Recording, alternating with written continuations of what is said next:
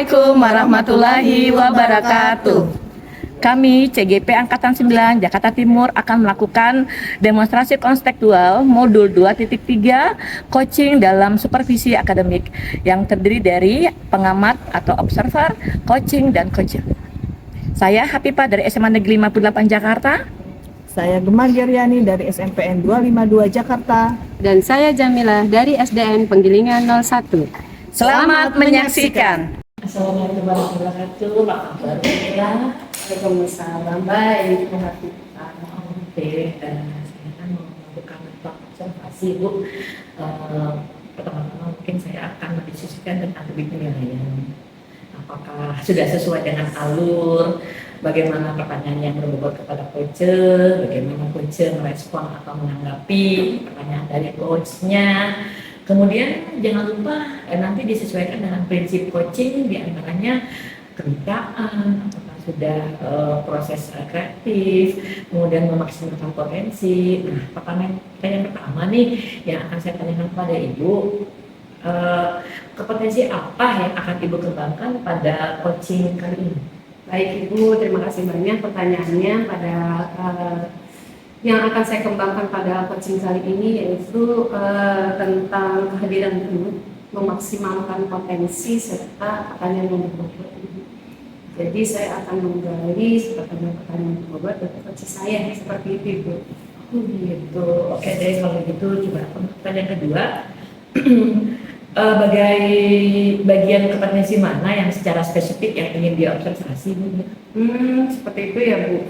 Kalau saya ingin mengembangkan itu memaksimalkan potensi serta pertanyaan yang berbobot, itu yang paling spesifik yang akan saya kembangkan di coaching saya kali ini. Baik, Bu, untuk pertanyaan berikutnya, indikator yang bagaimana yang ingin Ibu capai dan tujuan pengembangan dalam proses coaching kali ini? Saya ingin coach saya menemukan solusi dari permasalahan yang dia temui, seperti itu Bu. Kemudian setelah dia menemukan solusi, dia bisa merangkai langkah-langkah pemecahan permasalahannya dan melakukan tindak lanjut yang akan dilaksanakan itu seperti itu Ibu. Oh gitu, baik nih. Kalau gitu sepertinya cukup sampai di sini dulu ya Bu ya untuk observasi kita. Silakan mungkin Ibu bisa melanjutkan proses coachingnya dalam coaching Ibu ya. Baik Ibu. Terima kasih banyak Ibu Hatipa. Doakan saya ya, saya mau observasi. Baik. Assalamualaikum Ibu. Waalaikumsalam Bu Gemma. Aduh Bu Gemma, gimana kabarnya? Alhamdulillah baik. Tadi waktu kita baris, Gemma tuh berbisik kayaknya ke saya mau ngomong ya. Ibu, Bu yang Ada masalah. Aku bilang, iya Ibu.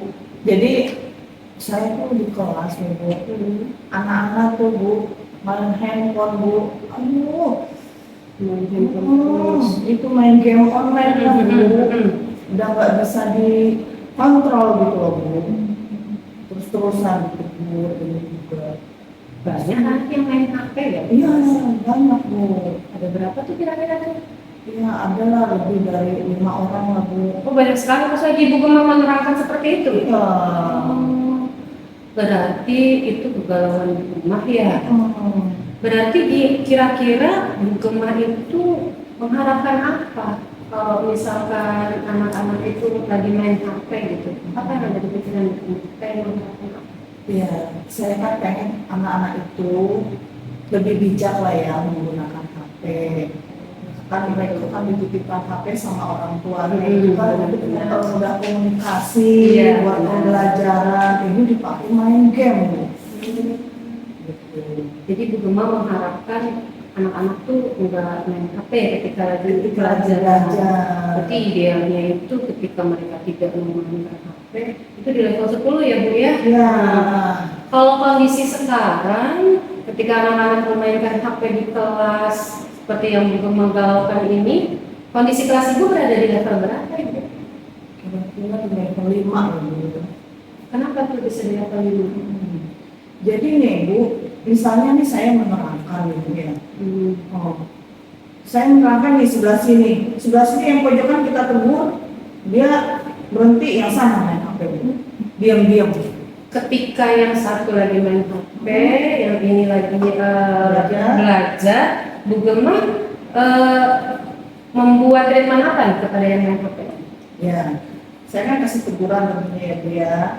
Saya ketika belajar itu tolonglah HP-nya disini, boleh menggunakan HP berarti di jam istirahat, tapi pas pulang sekolah, karena di jam-jam pelajaran, apalagi ketika saya lagi menjelaskan, lagi menerangkan di depan, gitu kan.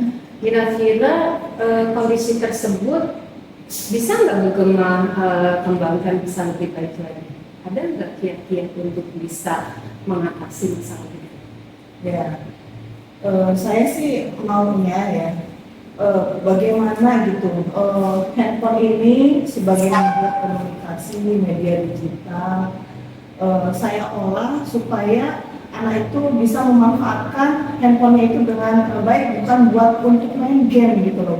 Misalnya untuk pembelajaran. Misalnya dalam pembelajaran apa nih? Misalnya dalam kalau saya kan pelajaran seni Bu ya, seni rupa, misalnya untuk bikin desain gitu ya. Itu kan kita butuh aplikasi menggunakan handphone. Nanti bisa diterapkan ya. Kira-kira kalau misalkan diterapkan, anak-anak Bu Gemma yang tadinya main HP bisa nggak teratasi masalah ini? Bisa aja sih Bu.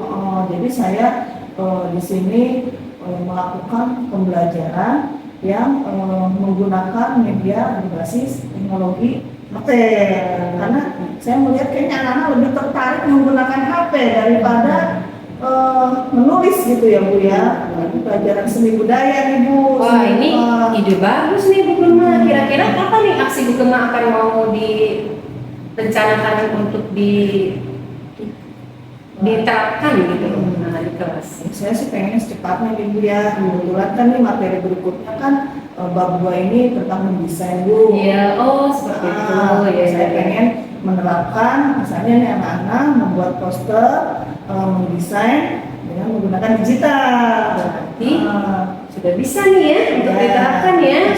Sudah menjadi solusi nih ya. Kira-kira kalau misalnya itu diterapkan, dia akan naik ke level berapa nih? Ya kayaknya sih kalau melihat anak-anak itu kan emang senang ya dia. Kayaknya lebih asik dia tuh bisa sampai level 9 kalau kata saya. Wah, luar biasa sekali. Berarti aksi ini mau secepatnya ya Bu ya? Iya. Mulai kapan nih Bu mau saya sih maunya nih berikutnya nih bukan materi pekan depan lah Bu insya Allah ya. Alhamdulillah kalau begitu nanti kalau sudah diterapkan saya nggak salah nih dengan cerita Bu Gemma, kalau misalkan itu sudah diterapkan nanti dan ke saya ya, kita konsultasi lagi, mudah-mudahan ada titik pencerahan dan itu masalah Bu Gemma bisa teratasi dan Bu Gemma bisa perubahan di kelasnya, ada perubahan di kelasnya. Jadi gimana dengan bincang kita kali ini? Apakah Bu Gemma sudah merasa hatinya lebih plong ya Bu ya? Kayaknya lebih ringan gitu, tadinya berat saya berpikir gimana ini caranya solusinya ya. Baru terbuka kayaknya ada pencerahan setelah kita berbincang ya Bu Gemma ya. Baik Ibu, nanti kalau Bu Gemma sudah mencatat aksinya dan sudah observasi kelasnya, saya tunggu ya berita selanjutnya. Banyak Bu Gemma sudah mau berbincang. Makasih juga nih saya jadi lebih cerah. Makasih ya Bu Fata. Terima kasih. Assalamualaikum. Waalaikumsalam Bu Hafifah. Tadi saya sudah melihat nih Bu Mila sudah melakukan coaching dengan Bu Gemma. Iya, kemudian saya lihat juga sebagai penutupan atau pasca observasi ya, saya mau mengajukan pertanyaan pasca observasi ya Bu Mila. Pertanyaan saya adalah apa saja sih yang sebenarnya yang sudah dilakukan pada saat coaching terkait indikator yang sudah dibahas? Oh iya betul Bu, kebetulan tadi saya sudah coaching dengan Bu Gemma sudah mengeluarkan unek-uneknya, sudah mengeluarkan masalah-masalahnya. Saya pikir coaching yang saya lakukan tadi itu sudah menggunakan alur pita ya, Bu ya. Karena saya menanyakan tujuan, saya mengidentifikasi masalah yang dihadapi oleh Bu Gema, kemudian Bu Gema juga mengajukan rencana aksinya, apa yang akan diterapkan dari solusi masalahnya, dan kemudian akan memberikan tindak lanjut terhadap masalah itu. Jadi sepertinya saya sudah melakukan coaching itu sesuai dengan alur pita itu, Ibu. Baik, baik Bu Mila.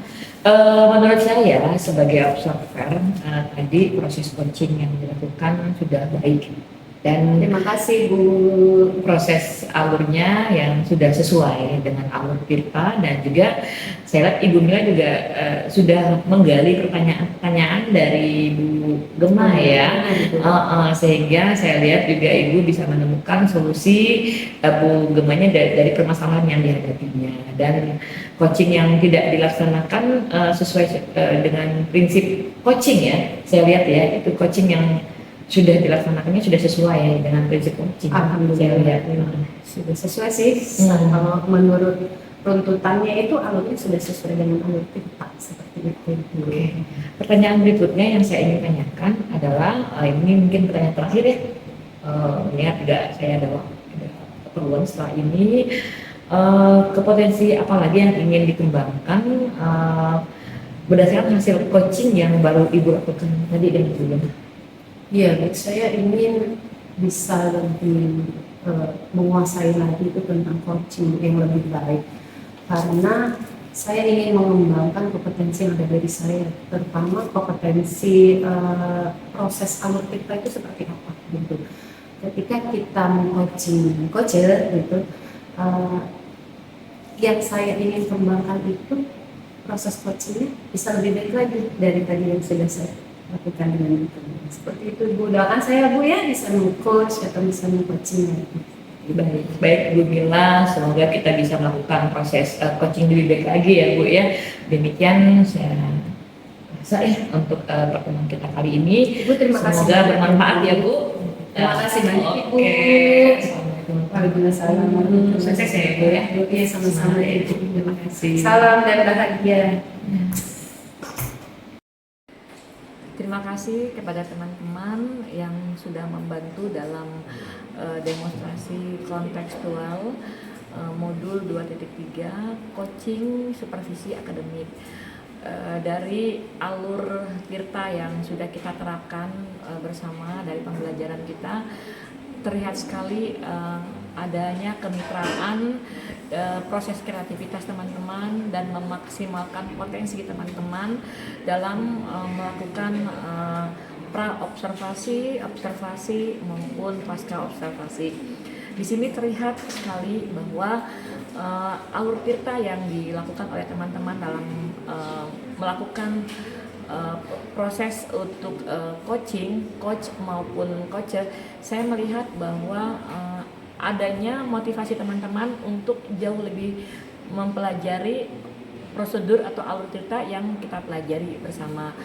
Terima kasih teman-teman, khususnya saya ucapkan sama-sama terima kasih sekali kepada teman saya yang banyak sekali memberi masukan, yaitu Ibu Rodia dari CGB Angkatan 8 terhadap saya, kemudian fasilitator saya Ibu Arius Mulyanti, dan PP saya Ibu Sri Nur Yani yang sudah banyak sekali membantu dalam proses saya melakukan demonstrasi konseptual modul 2.3 ini. Mudah-mudahan ini bermanfaat untuk saya pribadi dan teman-teman semua yang menonton di video pembelajaran ini, dan nantinya akan kita aplikasikan dalam kehidupan sehari-hari. Terima kasih teman-teman, dan khususnya Bu Jamila dari SDN 01 Penggiling, Bu Gema dari SMP Negeri 252, dan saya sendiri yang ikut